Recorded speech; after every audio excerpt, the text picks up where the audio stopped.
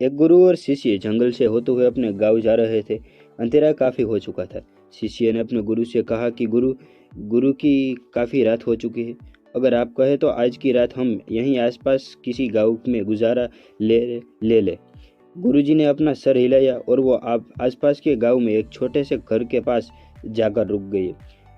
अब जैसे ही वहां गए तो गुरुजी ने शिष्य के दरवाजा ठकठकाया। उस घर में एक गरीब आदमी बाहर आया और गुरुजी ने बोला, ये हम अपने गांव जा रहे हैं, लेकिन काफ़ी रात होने की वजह से हमें इस गांव में रुकने का सोचा। क्या हम रात आपके यहाँ रुक सकते हैं? गरीब आदमी बोला, हाँ क्यों नहीं, आप दोनों अंदर आ जाइए। अब जैसे ही गुरुजी ने अंदर गए उन्होंने देखा कि उस आदमी के घर में बहुत ज़्यादा गरीबी थी। गुरुजी ने उससे पूछा कि आप क्या काम करते हो? वहीं गरीब आदमी बोला कि मेरे पास बहुत सारी ज़मीन है। तो गुरुजी ने बोला, अगर तुम्हारे पास बहुत सारी ज़मीन है तो इस तरह क्यों रहते हो? यह आदमी बोला कि किसी काम की नहीं है। गाँव गाँव वाले बोलते हैं कि यह बंजर ज़मीन है, यहाँ पर कुछ भी नहीं उगाई जा सकती है और वह फसल उगाना बहुत ही बेवकूफ़ी है।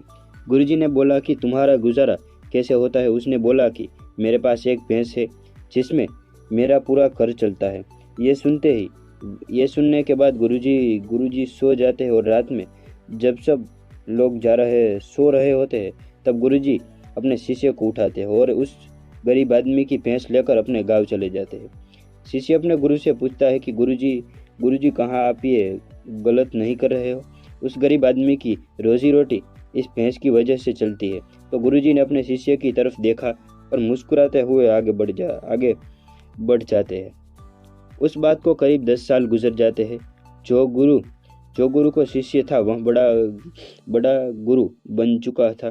वह एक दिन उन्हें उस गरीब आदमी की याद आती है तो मेरे गुरु ने उस आदमी के साथ अच्छा नहीं किया था।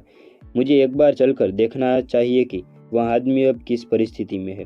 वह शिष्य उस गांव की तरफ जाता है और वहां जैसे ही पहुंचता है तो वह देखता है कि जहां उस गरीब आदमी का झोपड़ा था वह एक बड़ा ही आलीशान महल बन चुका था और उस झोपड़ी के बाहर तो बजरंग जयंती बंजर जमीन थी, उस पर फल और फूलों की बगीचे है।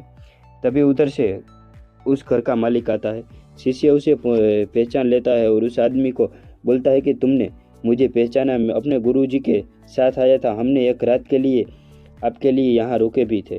वह आदमी उसे पहचान लेता है। वो बोलता है कि उस रात में आप कहाँ चले गए थे?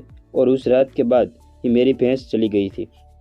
मेरे पास कहीं रास्ते नहीं थे तो मैंने अपनी ज़मीन पर मेहनत की और फसल निकल आई और आज मैं इस गांव का सबसे बड़ा और सबसे अमीर आदमी बन चुका हूँ। यह सुनने के बाद शिष्य के आंखों में अपने गुरुजी के लिए आंसू आ गए और उसे ये बात समझ आ गई कि और वो रोने लगा। इस कहानी से हमें ये सीखने को मिलता है कि हमारे अंदर ऐसे ही बहुत सी टैलेंट छुपे हुए हैं, लेकिन हमें कोई ना कोई चीज़ रखी है। वो आपके फैमिली वाले भी हो सकते हैं, आपके जॉब भी है सकती है और कुछ भी हो सकता है। देखिए आपके पास भी तो भैंस की जैसी पूरी कोई दूसरी चीज़ तो है जिसमें आपको आगे बढ़ने से रोक रखा है, वो ढूंढिएगा ज़रूर।